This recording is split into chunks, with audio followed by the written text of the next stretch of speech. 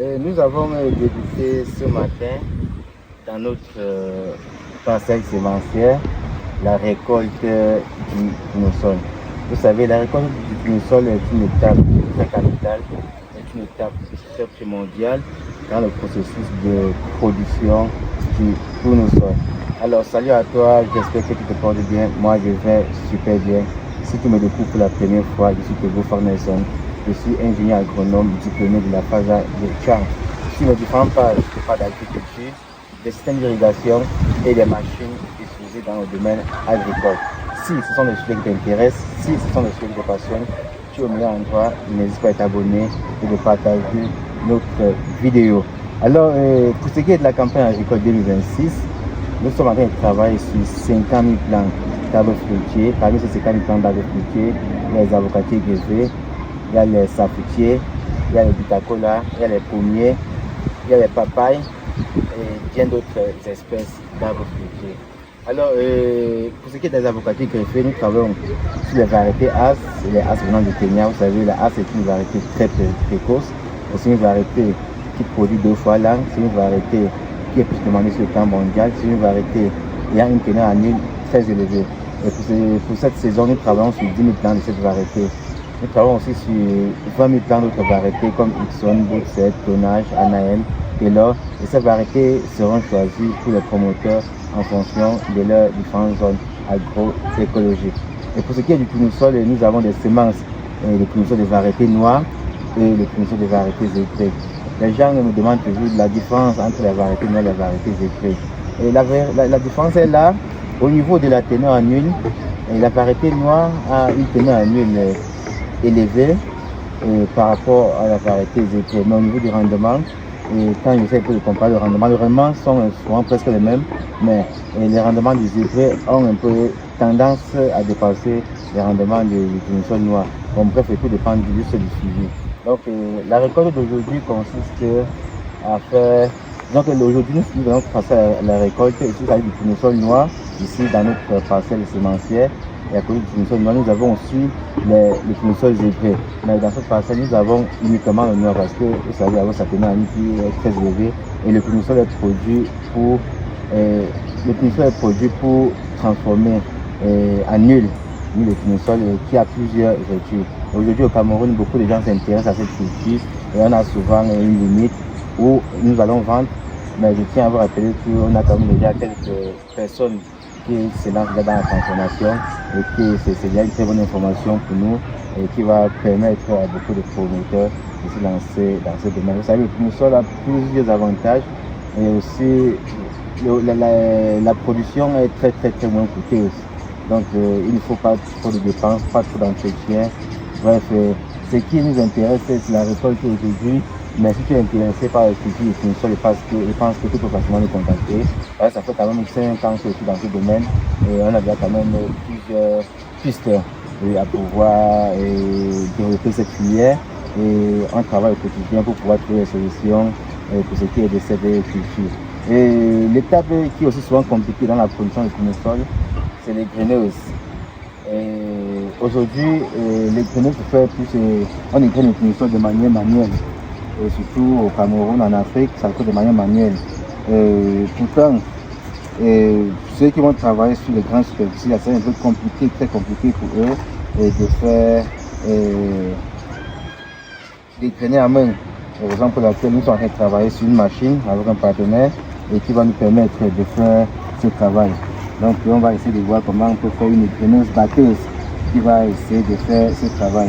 Parce que ceux qui vont travailler sur 1 hectare, bon c'est facile. 2 hectares, ça devient compliqué. 3 hectares, 4 hectares, vous voyez que le job devient très compliqué. Et pour cela, il faut déjà penser à une machine qui va nous permettre de faire ce job.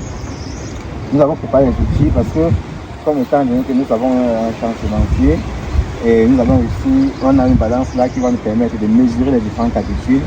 C'est-à-dire, on récolte un capitule ou une tête, on égraine et on pèse pour voir comment la quantité que ça va donner.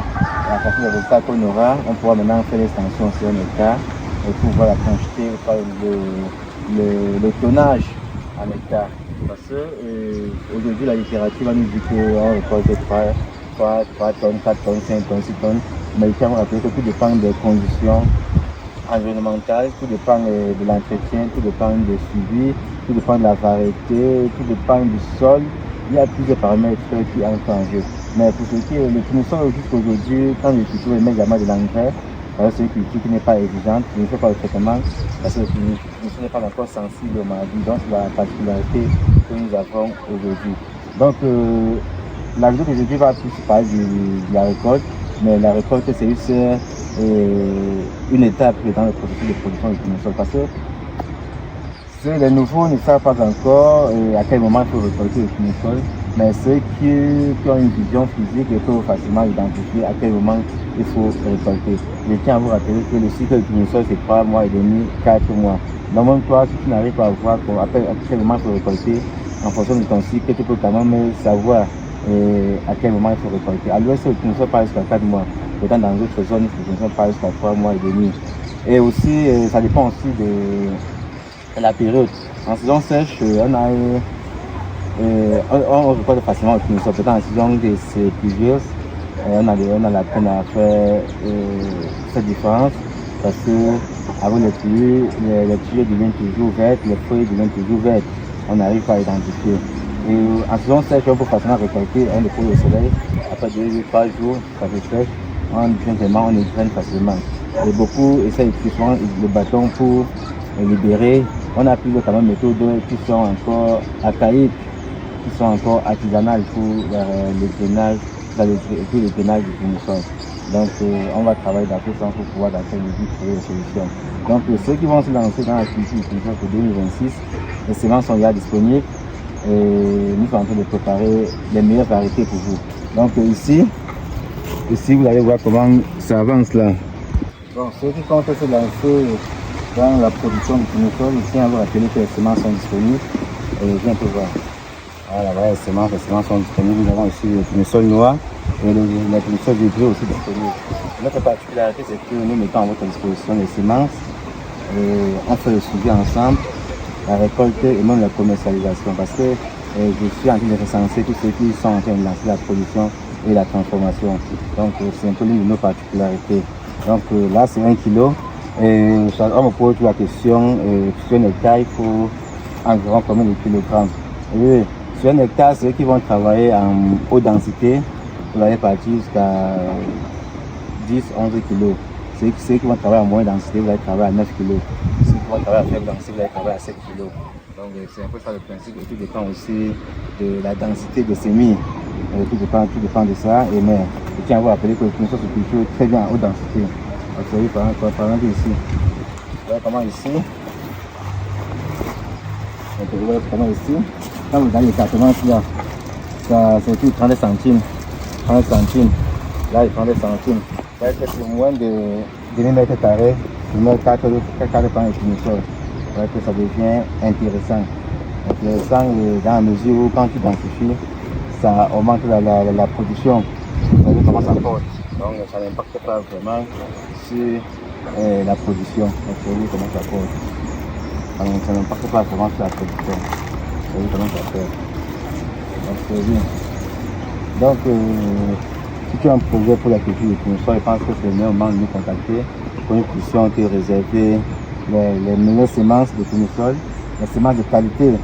D'accord, donc je vais débuter, je vais continuer avec les récoltes. On va récolter quelques capitules et on va peser ensemble. Vous allez voir comment ça se passe. Donc j'ai oublié quelque chose, pour la récolte. Dès que vous constatez que la tête est déjà au sol et que ça tend vers la couleur jaune comme ça veut dire que c'est bien à maturité. Donc vous pouvez directement récolter. Ça ne dérange pas. Vous pouvez directement récolter.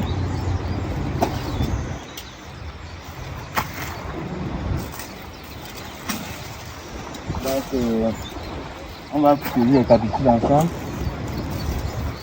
Vous allez constater que ici, il y a le grain qui se déjà.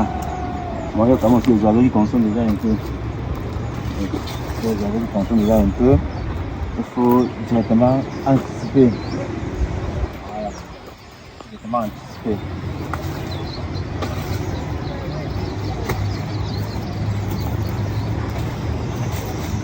exactement anticiper. Comme ça, on va égrener et mesurer pour voir combien de grammes pèse un capsule. C'est le nombre de graines que produit un capsule. Donc c'est un peu l'espérance de mesure. Voilà. D'accord, donc on va continuer. Là, c'est une petite quantité que je vais reconstruire. On va essayer de grainer pour pouvoir peser, pour voir combien de grammes pèse un capsule. Voilà, je dépose ma balance. Oui. D'accord, je vais faire comme ça. Il y a ma balance. Donc, je prends une tête moyenne.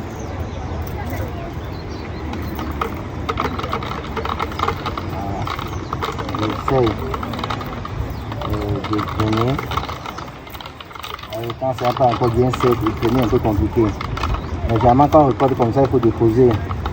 Et pendant 2-3 jours au soleil, c'est-à-dire vous déposez directement comme ça, 2-3 jours au soleil.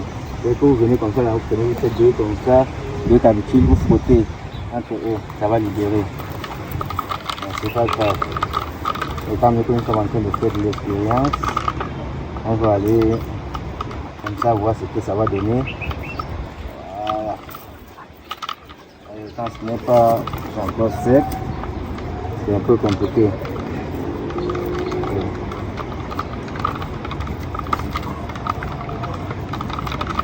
Ça va aller. Ça va aller progressivement, ça va aller.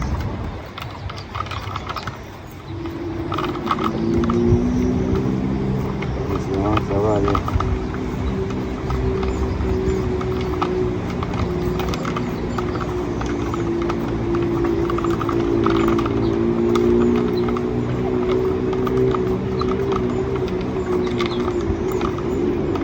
Vraiment, le milieu, c'est là comme ça, souvent. Il a l'intérieur. Non, il y a une fonction dedans. Donc, on retire tout.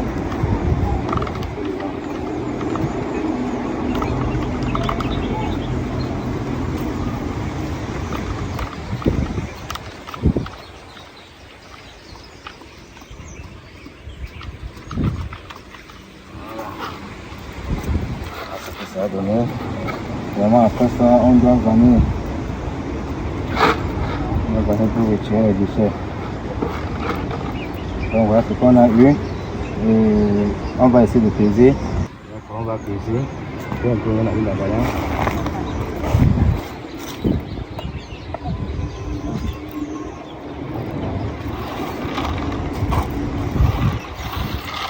On va peser ensemble, on va voir ce que ça va donner.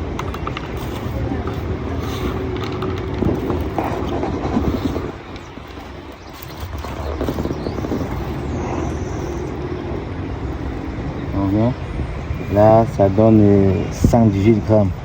Donc, ça va, si on sèche, ça va chuter à 100 grammes. Vous voyez que c'est pas mal. D'accord, donc, si tu as besoin, vous voyez que ceux qui vont travailler à une densité de 100 000 plants en hectare, il faut faire 100 000 plants en hectare, vous retrouvez 90 000. On essaie un peu de faire une équation, vous voyez constater ce que ça peut nous donner en tonnage. Et là, on peut facilement faire un calcul. Vous voyez que les résultats sont intéressants. Les résultats sont intéressants et si on trouve un bon marché, on peut facilement s'en sortir dans l'agriculture du sol. C'est-à-dire qu'on va trouver. On va trouver parce qu'on travaille déjà tout ça. Donc nous, on va continuer avec les récoltes. Le temps est grand, hein. Il n'y a pas eu de là. D'accord. Donc, si tu es intéressé par la culture du tournesol, n'hésitez pas à nous contacter pour que nous puissions te réserver les meilleures plantes, faire les meilleures semences de tournesol. Nous avons les variétés, comme je l'ai ici bien dit, zébrées et les variétés noires. Je ferai une autre vidéo pour parler de la culture du tournesol. Donc, dans cette vidéo, je vais maintenant intégrer tous les paramètres qu'il faut pour pouvoir produire le tournesol. Et il y a aussi d'autres paramètres que les gens oublient souvent concernant le tournesol. Vous savez que le tournesol, c'est une culture qui attire beaucoup d'abeilles. Et quand il y a les abeilles, il y a pollinisation. Et quand la pollinisation est forte, on a les meilleurs résultats. Donc il tient à vous rappeler que à chaque fois que tu produis ton champ de tournesol, il faut toujours installer quelques ruches 5, 10, 20, en fonction de la superficie que tu en disposes. Là, tu vas profiter de 1. Ta production va augmenter, de 2, tu vas récolter le miel venant des abeilles. Donc les abeilles colonisent les ruches à partir de 6 mois. 6 mois, vous avez déjà les résultats, vous avez déjà les colonies, pour qu'il y ait les récoltes. Quand les colonies sont intenses, après les années prochaines, ça peut chuter à 4 mois. Et par an, vous vous retrouvez en train de faire 4 récoltes. Donc, on voit que c'est intéressant. Beaucoup de gens se lancent souvent en agriculture, ils intègrent ce paramètre de bon. Deuxième option, ils mettent un peu de ruches. Mais c'est le tour à la fin que le miel produit plus par rapport à la production. Donc, c'est intéressant de savoir, Donc, c'est juste pour attirer votre attention concernant l'agriculture. Vous pouvez intégrer tout ça dans les domaines de création des vergers. Merci.